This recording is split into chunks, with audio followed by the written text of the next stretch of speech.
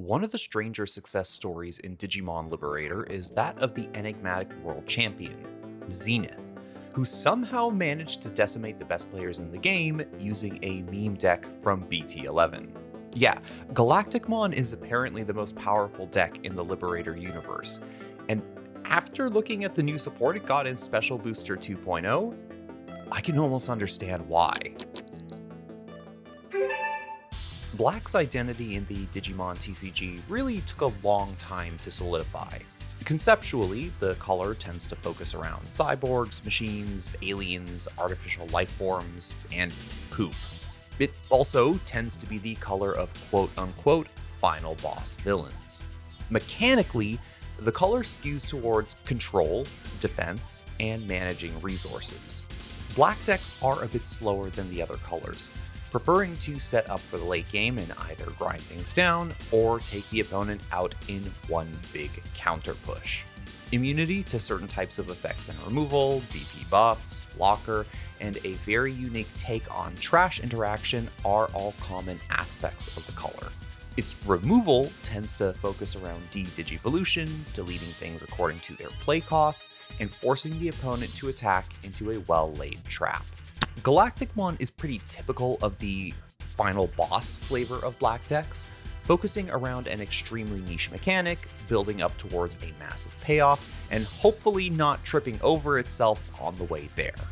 And as far as decks go, Zenith's avatar is definitely niche. Galacticmon literally breaks the rules of the game, allowing you to include multiple copies of BT11 Vemmon beyond the usual 4-card limit. And these Vemmon are not really treated like playmakers in the way that other rookies might be. Instead, they're resources. Batteries, basically. Galacticmon and its lower forms use the Vemmon as a currency for effects that frustrate the opponent's ability to make progress.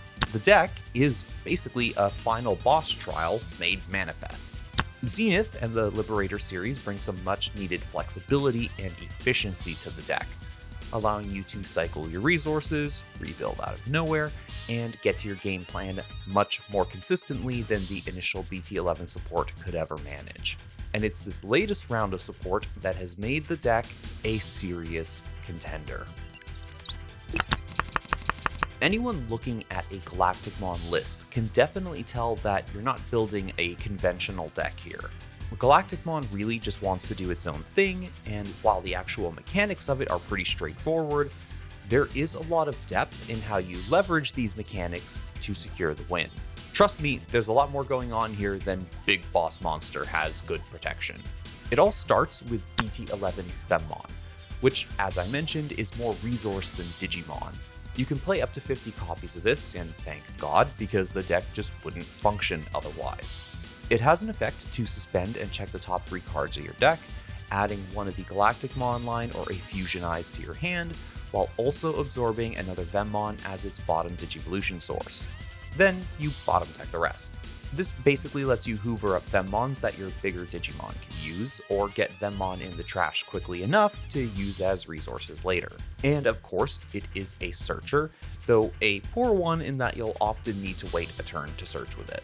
Finally, Vemmon has an inheritable skill to discount the Digivolution of a Destromon or Galacticmon once per turn, and notably, this is mandatory, so be careful when planning out your climb up the stack.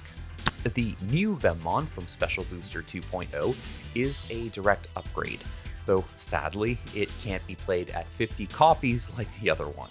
This one is a proper searcher, checking the top 3 on play and grabbing any card that references Vemmon, which is your entire archetype, and you still get to absorb a Vemmon if one is revealed, and you don't have to suspend to pull any of this off. The inheritable is also updated to reduce the cost when going into any Digimon that references Vemmon in its text, which makes getting into your level 4s a bit more efficient. Speaking of which, BT11 Snatchmon is the first stage up to Galacticmon, and while it is showing its age, the card gets the job done. When digivolving, you can tuck 2 Vemmon from your trash into its sources, and if you have 4 or more, you can recover a Fusion Eyes option card from your trash to your hand. Its inheritable essentially allows you to restand once per turn and gain blocker when you spend your Vemmon as a resource, sending them to the bottom of the deck. Now, note that this guy evos 4/3, so it can be a little awkward to play with at times. The new Snatchmon is so much better that it's arguably the best card in the deck now, or at least the most useful. It has a similar one digivolving effect to the old Snatchmon, allowing you to absorb 2 Vemmon from the trash. You can also digicross into it, using up to 4 Vemmon as materials to make it as cheap as 2 cost.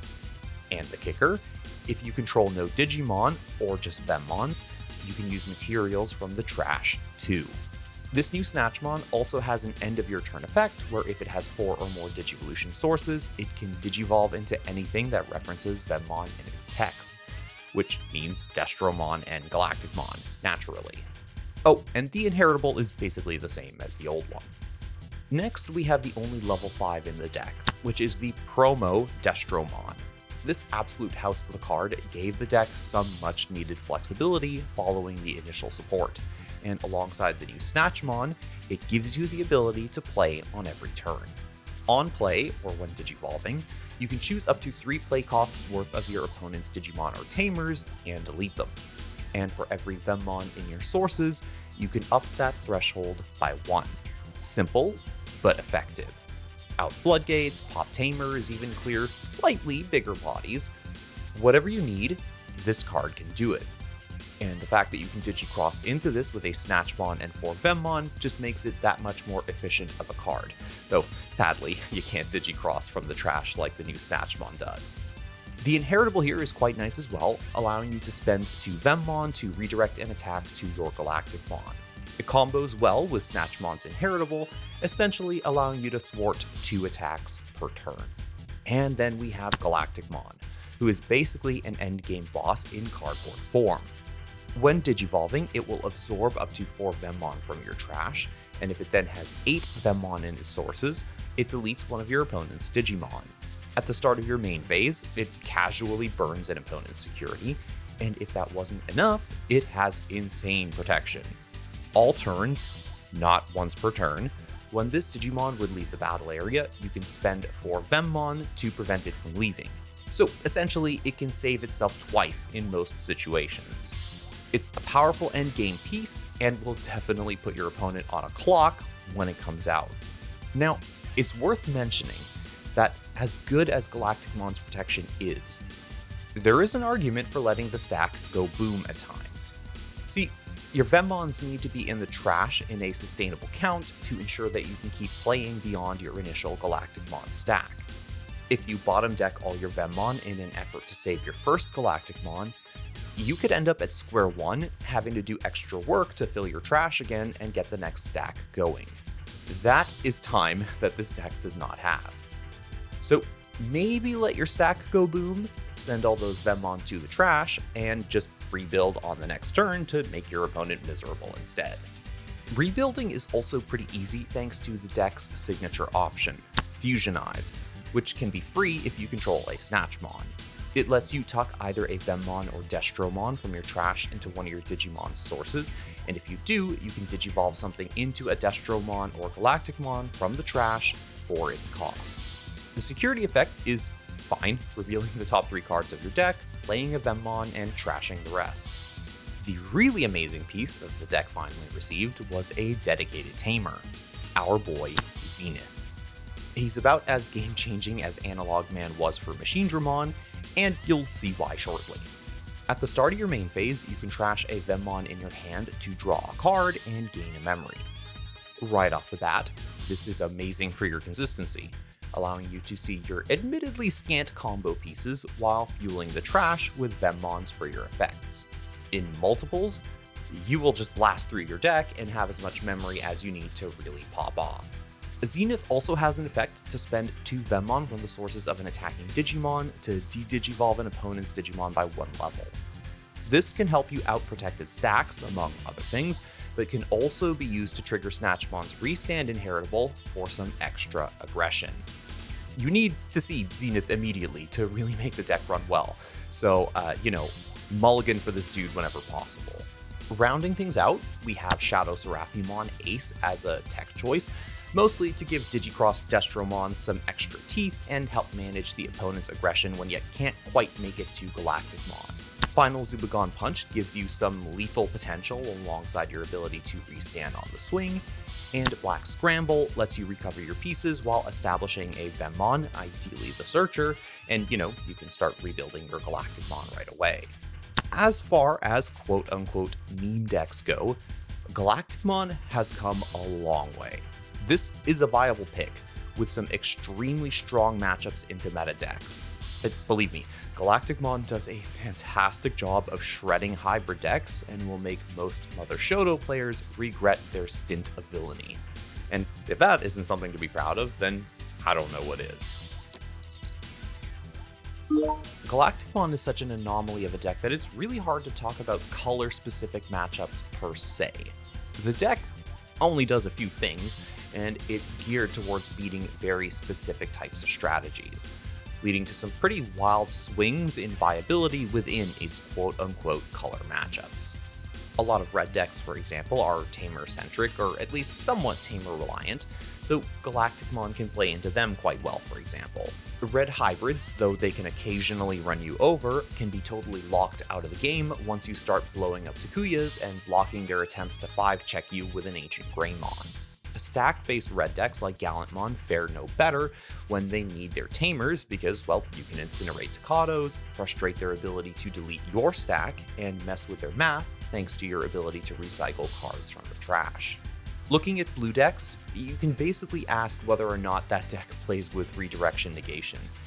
If it does, well, your big Galacticmon stack isn't worth much, especially with many blue decks happy to function more off of scrambles, memory boosts, and mental training these days as opposed to their traditional tamer reliance. You can still probably make all fours miserable though. Yellow decks are probably the only time we can directly say that the mechanics of a specific color just beat you. DP reduction is essentially the only form of removal that Galacticmon can't really beat or play around, since you can burn as many Venmon from your sources as you want, but if your DP is 0, your stack is going bye-bye. Green does have the ability to suspend you down and take away one instance of redirection, but you're still able to hoover up one swing, so it's not the end of the world. Destromon also preys on wide boards, and alongside Galacticmon, will let you prune the opponent's forces quite handily. Purple decks are manageable, especially since you have means of thwarting strategies like Mill due to Galacticmon's mechanics. Lord Nightmon is probably a notable exception here since it does have ways around your big stack, but otherwise, you can de-digivolve and explode their stacks without too much trouble and punish the more tamer-reliant strategies.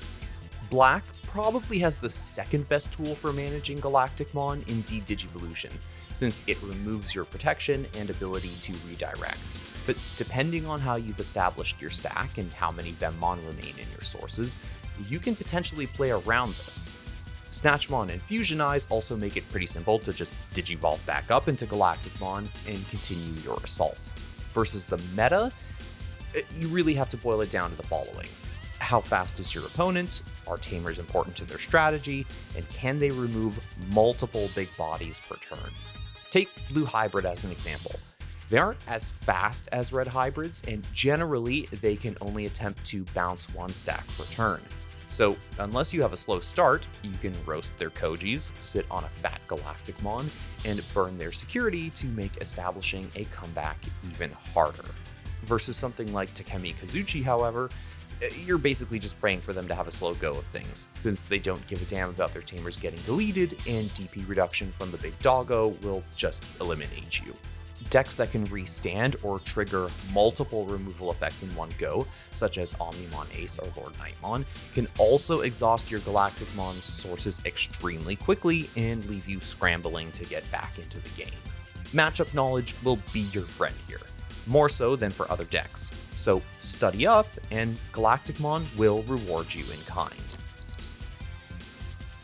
Okay, and that brings us to the conclusion of our series, sort of. That's it for the major colors, but we still have a couple of special decks to look at in the new year. That said, before we can cover those special decks, I do want to hit pause on this series for a bit and get to a backlog of ideas that I've been really keen to explore in the last couple of weeks. Digimon has been evolving at a breakneck speed, and I think it'll be important to take stock of where the game is as 2025 kicks off.